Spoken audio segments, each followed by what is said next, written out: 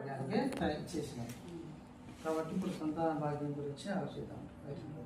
ఇప్పుడు ఒక పని ఏం చేయాలంటే సంతాన భాగ్యం గురించి కాబట్టి నువ్వు ఒక ఫైట్ చేసి ఏం ఫైట్ చేయాలి?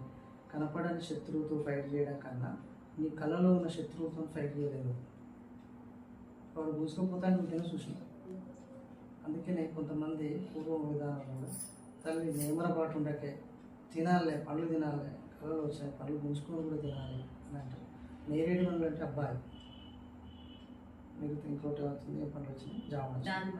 దానిమ్మ పళ్ళు వచ్చినాయి ఫస్ట్, తర్వాత ద్రాక్ష పళ్ళు గుర్తొచ్చింది, మన తెల్ల అబ్బాయిలే. తర్వాత అల్లం పళ్ళు వచ్చినాయి.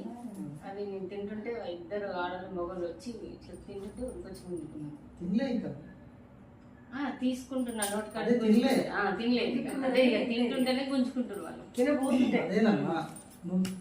తింటాను ఇక్కడ నిలబడు ఆల్రెడీ నీకు కలుగుతుంది అంతే. 2-3 నెలల్లో అనుకుంటారు. ఒకసారి లాస్ట్ ఇయర్ కివీ పండ్లు తిన్నట్టు కల వచ్చింది.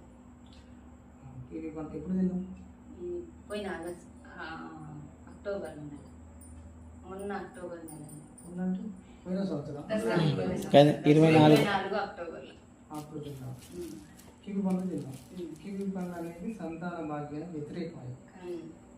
ఇప్పుడు కొన్ని పండ్లు తింటాం. సీతాఫలాలు ఉంటాయి, డైరెక్ట్ అమ్మాయిలే. మామిడి పండ్లు అబ్బాయిలు అయితే పోసారి అమ్మాయిలే. రేపండ్లు అబ్బాయిలే. కోరిలిమ్మల ఇక్కడ పాయింట్ ఏంటంటే ఫస్ట్ నువ్వు అక్కడ ఫైట్ చేయలేదు. అయితే నువ్వేంటంటే మనది వాస్తవంగా అందరికీ ధైర్యస్థానాలంటే కొన్ని ఉంటాయి, కానీ నువ్వు పడుకున్నా కూడా నీకు వచ్చే కళలో కూడా ఫైట్ చేస్తూ చూసినా అది విల్ పవర్ అంటే.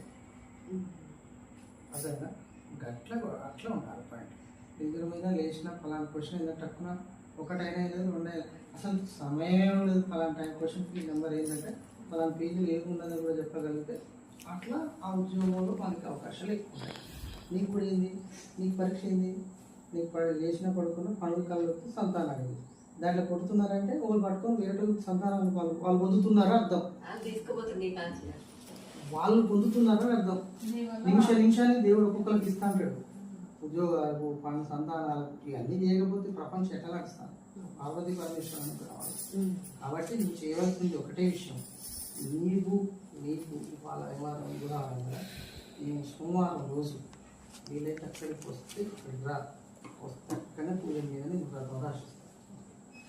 ఎందుకంటే ఎట్లా పడితే అట్లా రాసేది. ఆ చెట్టు కిందనే ఎంతో మందికి ఆ భగవంతుని అనుగ్రహం ఏముంటుంది మాకు అంత ఉంటుంది. ఆడ పేపర్ల మీద రాసి ఇట్లా వదిలేసిన వాళ్ళకి అందరికీ